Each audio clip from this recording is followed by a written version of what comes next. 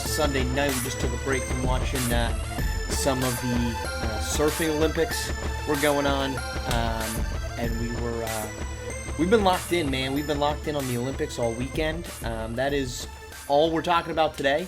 There's plenty of SimWorld stuff to get to in plenty of different spaces, but we were 100% locked in to the Olympics all weekend long, and no regrets from any of it. I thought Saturday was a good day. Sunday was a better day. A couple things that we wanted to talk about. Let's start with swimming. They had the 4x100 individual medley, which was a French domination. Marsh, I think, was the winner.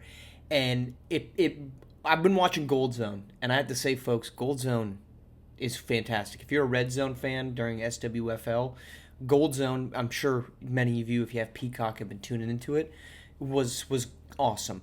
I had some complaints. We'll get to those. But overall, it was really good. One of those complaints was, and it wasn't about Gold Zone, it was about the broadcasting in general. So when the French guy is going on his, and look, let's be honest, we're talking as a very uneducated dude. We're talking pure storylines. That's all we're talking, right? We're not analyzing the skill set of these people because I don't know what's going on in terms of what the skill set is needed. But they're in the middle of the broadcast. He's on the individual medley. He's doing the butterfly, which is the one where your head pops up. And the arena, every single time his head pops up, is just giving him, just screaming. So you just get this octave change as he's swimming. And the broadcast wouldn't shut up. And that is the most criminal thing you can do. And if you ever watch a broadcast, SWFL, SWBA, pick your professional sport or even college sports, good broadcasters know to let the crowd speak. And they just go quiet, and you hear, after a big play, you get to hear that yelling, that vocalization. And the swimming broadcasting team is top-notch. Let me just start off by saying that. In general, it's a great crew. But they needed to be quiet because that was such a cool, individualized moment. You've got this French guy who's dominating. He's running away from the field. He almost sets a world record. He does set the Olympic record. And you just got to let the crowd speak. I was very, very frustrated by that. But that's the first thing. Let's go to archery, women's archery, where we have the greatest sports dynasty of all time. This is not arguable. This is not arguable. This is the greatest sports dynasty of all time, and that is the Korean women's archery. They have won 10 straight Olympic gold medals. That's 4 decades. We didn't have cell phones when the Koreans were first winning women's archery gold 40 years ago. I don't want to hear the Celtics. I don't want to hear the Lakers. It's over. There's no argument. You have nothing. Women's archery Korea, 4 decades, but it was absolutely stunning. In the gold medal, they go up 2-0. You get 2 points for a set win.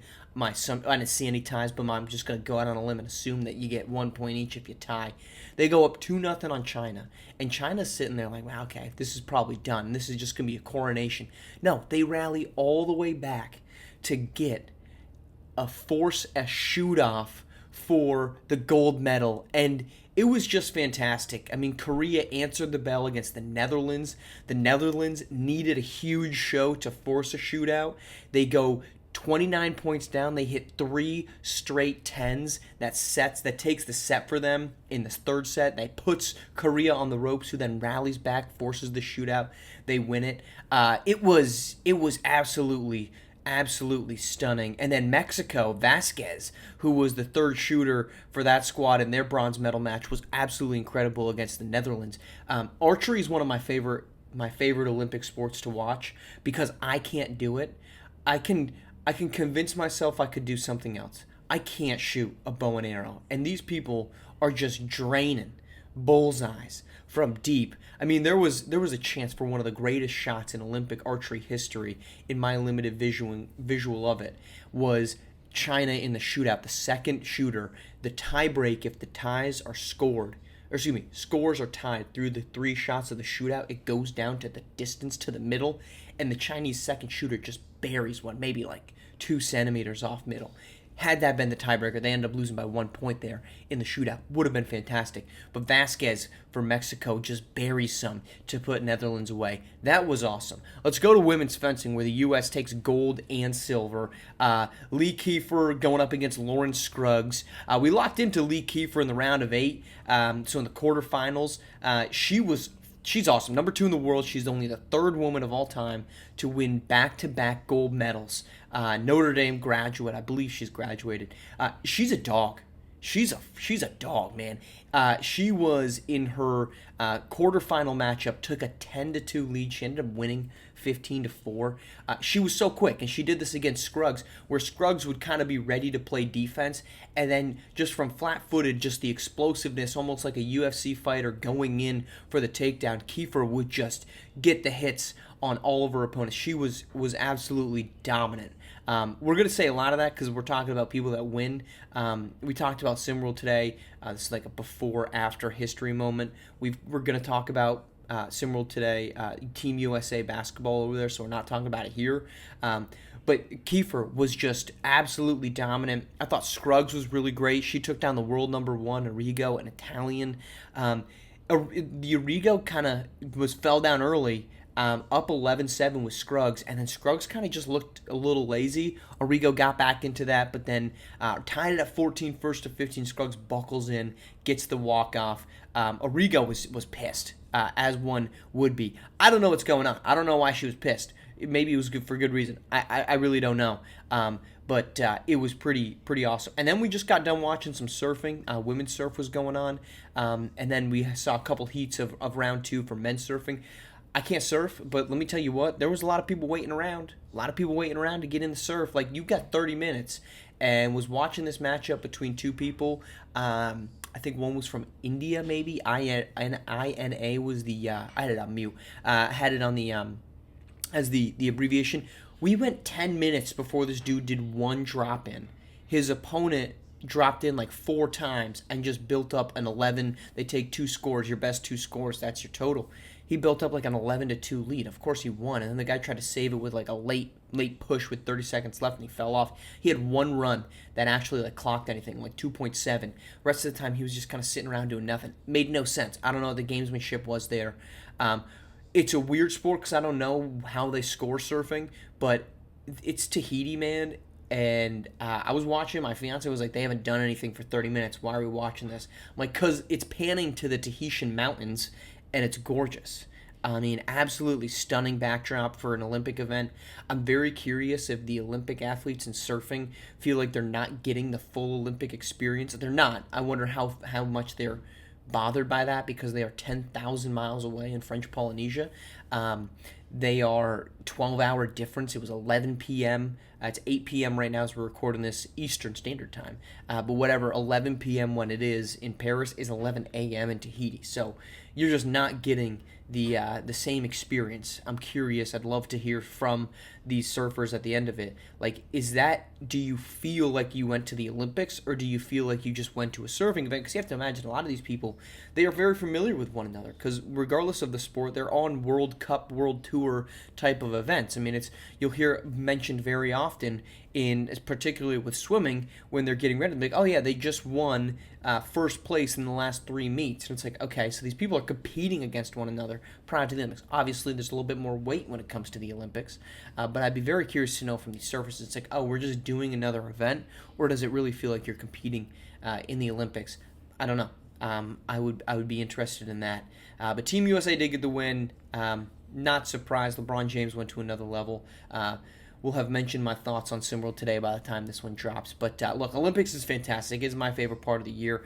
I am very disappointed that I have to be in an office and not sitting on my couch locking in to air rifling, women's and men's cross-country mountain biking. We got a silver medal in the Olympics for the first time, USA. Silver medal in the women's mountain biking. That was an impressive moment. That's what we're here for, man. You're here for watching a sport that you never get to watch. And you're always tickled with this idea of, I wonder if I did that, could I be in the Olympics? The answer is no, probably 9 times out of 10. But to watch all of them is awesome. I will say one thing, not a big gymnastics guy. I will not understand the appeal from a sporting context of the gymnastics. When you think of like top tier primetime sports in the Summer Olympics, and Winter Olympics has their version of this, but you've got track and field, that's top notch. You've got swimming, that's also very popular. And then for whatever reason, the gymnastics isn't there. And I'm not here to say that what the gymnasts do is not impressive. It's very impressive. I just am sitting there saying, is it more impressive than archery, than fencing? I mean, fencing is incredible. The quick twitch necessary.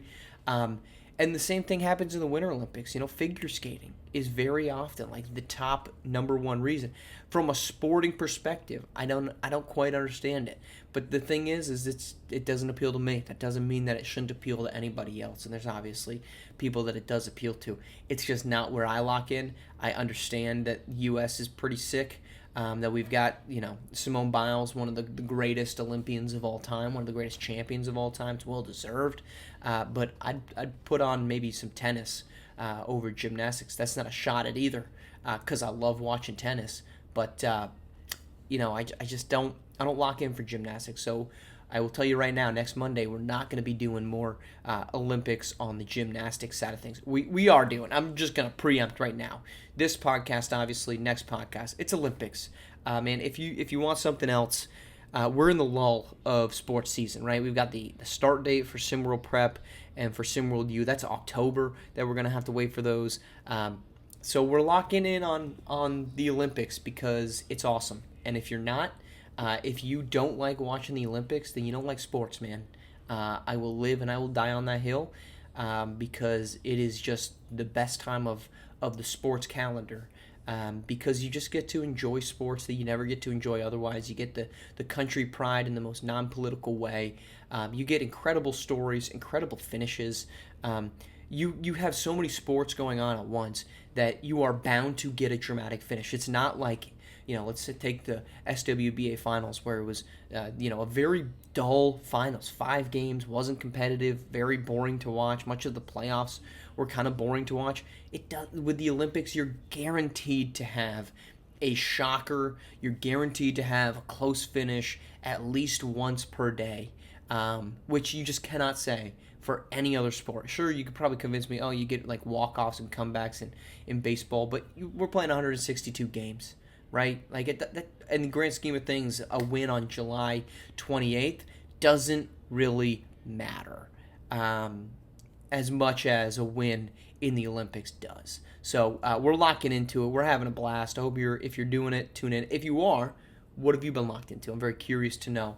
Convince me why gymnastics should be on my watch list, and what else you've locked into. Maybe your favorite story so far, because we're having a blast over here. All right, we're back on SimWorld today, tomorrow, Tuesday, by the time you're listening to this, and of course back here for the Marsh Pod on Monday. Keep doing your thing. Keep tuning in. Gold Zone's fantastic. If you haven't already, lock in, man, because from the outside, it's just not the right place to be on the Summer Olympics.